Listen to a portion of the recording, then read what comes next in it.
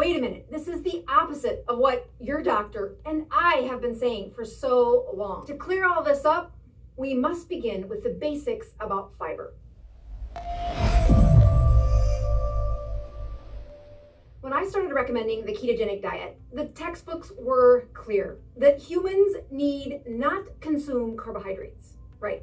Carbs are not on that essential list. Our bodies can live without those, but they can't live with the other essential things like minerals and vitamins, proteins, and fat. But indeed, there are no carbohydrates that are essential. The wrinkle in my mind deepened when I got to the part about fiber, because I know that fiber is a carbohydrate. The most common simple carbohydrates or simple sugars are glucose, fructose, and galactose. These simple sugars or monosaccharides are all absorbed right through the gut lining and then turned into energy. Monosaccharides are directly absorbed through that digestive lining. Our foods often come with those molecules snapped together. Snap two sugars together and you get disugars or disaccharides. If you snap glucose to fructose, you get table sugar or sucrose. If you snap glucose to another glucose, you get actually beer sugar or malt sugar called maltose. Snap glucose to galactose and you get milk sugar or lactose. Enzymes in our gut push water between those two molecules and split them. Once they're split, we can absorb either of those simple sugars through our gut and again, use it as energy. Interestingly, chemists snapped fructose to sucrose and they made something called lactulose. This is a man-made carbohydrate and we cannot absorb that in our body. Our intestines do not have the enzyme that split it apart. And if you're looking for a way to make somebody gassy, nothing like lactulose to do the job. When we start stringing multiple sugars together, we can get a string of carbohydrates. Combine glucose molecules in a string and it's called polysugars or polysaccharides or a starch. Hang in there, fiber's right around the corner. These glucose are lined up in perfect marching order. And you can find them in potatoes, carrots, rice, legumes, peas, and lentils. Our body breaks open those sugars with the molecules of water and those single units of glucose zip across the lining, once again being used for sugar. If we dump too much glucose into our bodies, like we eat a whole plate of mashed potatoes, we conserve that energy for the future by stringing those glucose back together and storing them for later use. That storage string of glucose is a polysaccharide. It's called glycogen. The making of glycogen or glycogenesis happens right inside the muscle and liver cells. They stack up and pack the glucose in this efficient sphere of energy and store it for later. And that storage happens in the exact place where most of the energy will be used. Pretty good system, right? Okay, cellulose, otherwise known as fiber, is also a string of sugar. These sugars are arranged differently, and they're arranged in a way where our body can't break them down. If we go back to that string of sugars and we flip every other molecule of glucose upside down, these strings of sugar are stiff or hard. They give structure to plants because they are stackable in their nature. If a cow eats this stiff string of sugar, their rumen churns that glucose apart. But our bodies cannot break down those bonds of sugar. We have soluble fiber and insoluble fiber. Soluble fiber attracts water. It kind of dissolves, but it does not break down in our gut. When water binds to the soluble fiber, it gets kind of gelatinous. It cannot be digested for energy. And when you look at this list of examples of soluble sugar, you'll see that many of those match the starches that we eat. The starches our body can break down, but these strings of insoluble fiber, we can't. Legumes, peas, soybeans, and other beans are part of this list. But so are fruits and fruit juices like prune juice or plums. The skins on the outside of berries are part of this soluble fiber, as well as parts of the sweet potato and onion.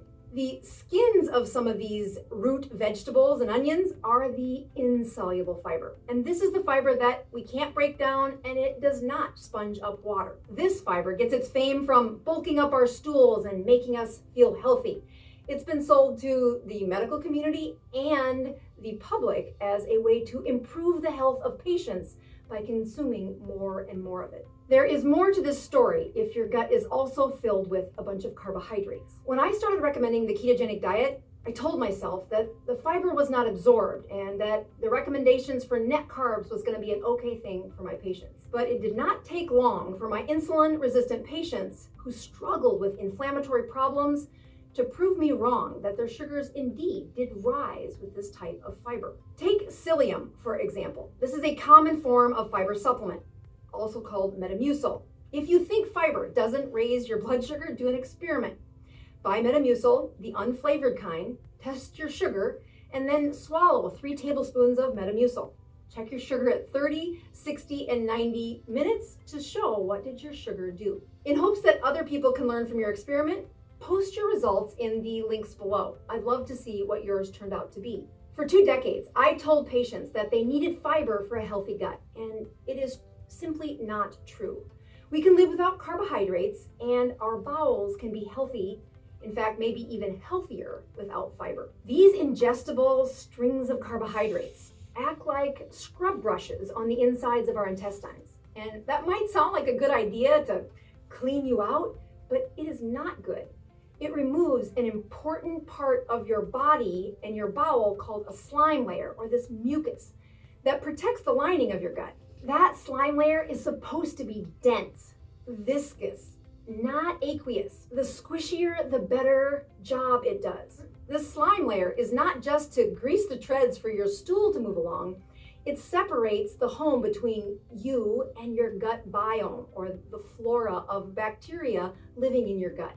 The more dense the slime layer, the better you keep the bugs on one side and you on the other side of that slime. So let's go through some of those recommendations that I've said for 2 decades about high fiber and what made me switch to the dark side of no fiber. Soluble fiber is recommended by many of us in medicine. We tell patients that it attracts water and that it will gel up in their intestines, making it easier for them to move the stools because the higher moisture is associated with that soluble fiber. And although that's true under the microscope, it doesn't turn out to be as true in the person. The next thing I've told patients is that it traps carbohydrates and it slows the absorption of glucose. Indeed, it does slow the absorption of glucose and it lowers the variability of glucose, but it does not stop the absorption of glucose. If we're trying to regulate their blood sugars, fiber did very little to change the outcome. Other guidelines show that fiber reduces the risk of metabolic syndrome and diabetes. And if it does do that, it is such a minor amount that adding the fiber turns out not to have done much for the health of my patients. Next, we have that fiber reduces heart disease. And I have fed patients fiber for over 2 decades, telling them their heart will be healthier with that fiber. I've taught patients about the pH changes that happen when they consume fiber and how that will increase the production of short-chain fatty acids in their large bowel. I've also told patients that it may, and that's the key word, may reduce colon cancer. Let's move to the insoluble fiber. I've told patients that indeed, insoluble fiber bulks up their stools, stretches their GI system. It helps their stools move along faster by dilating the colon. I've also told them that it helps with satiety, making them feel full. And most importantly, fiber is touted as the antidote for constipation. Alleviation of constipation is the most common reason that physicians like me and my colleagues write for fiber, but the evidence is actually quite weak. Let's take a look at this study, where you had to be constipated to get into the study. But in addition, they struggled with straining in order to move their bowels, bloating, rectal pain, and rectal bleeding. And as odd as that might sound to you, those are pretty normal symptoms for people having trouble with their gut. This study divided those patients into 3 groups. One that got a high fiber diet, one that got a low fiber diet, and one that had no fiber. Yeah, that no fiber group had, you're right, no cereal, no fruits, no vegetables, 0 fiber. So the high fiber group had continued symptoms of constipation, straining, and bloating. In fact, their problems got worse when they increased the fiber. If you slotted into the low fiber group of that study, the symptoms did get better, but not a lot. It wasn't until the no fiber group that had 0 symptoms That's right. They had no more constipation, no straining to move their bowels, no bloating, no rectal pain, and no bleeding. It all went away. Every person in that group had one normal bowel movement daily, as opposed to the high fiber group, which had one bowel movement a week. Adding fiber to my patients when they ate the standard American diet worked a little bit. They were chronically inflamed from their diet, and by adding fiber, it improved that a little bit. But it was not a game changer. I didn't look like a very good doctor because my patients did exactly what I asked them to do. They raised the fiber in their diet, and they got very few improvements. We reduced their inflammation just a tiny bit. They came to my clinic asking for my help to get healthier. And I used fiber as one of those sticks to say, this is what it looks like to be healthier. I actually did a rotten job of improving their overall health by leading with fiber as one of my tools. My job was to reverse the inflammation, not just constipation. And fiber certainly had a really good marketing team to get them in the direction of a high fiber diet. There was no publicity for somebody to say, how do we not scrub away that slime layer? How do we improve the density of their slime layer? Yeah, there was no marketing team for that, and the scrub brushes came along with that fiber and removed it. On a ketogenic diet, the inflammation-causing carbohydrates are absent.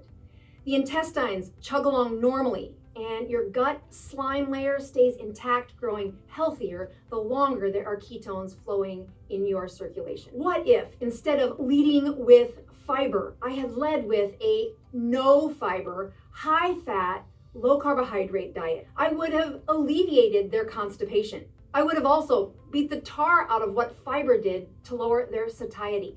About 3 weeks into a ketogenic diet, patients have a surge in those fat-based hormones, the ones known for giving them satiety and a feeling of fullness. Way better than a high fiber diet ever did. And as far as regulating blood sugars, let me show you how wonderful it is to remove the diagnosis of metabolic syndrome and diabetes when they've been on a ketogenic diet for weeks and months. I never did that with a high fiber diet. And finally, if you want the best reversal of heart disease or having the risk of a heart attack, stop having an inflamed body. Stop eating those carbohydrates. Stop scrubbing the insides of your bowel with high fiber and reverse inflammation by a constant state of ketosis. The ketogenic diet did more for losing weight, reducing blood pressures, and overall giving my patients the best health. So when do I prescribe fiber? One time. The one place that I prescribe fiber is if somebody says they need to fart. Because fiber is for farting, and that's the only place that it belongs on my prescription pad. If you want to learn more about an inflamed gut and what I recommend to reverse it, check out this video. I'll see you there.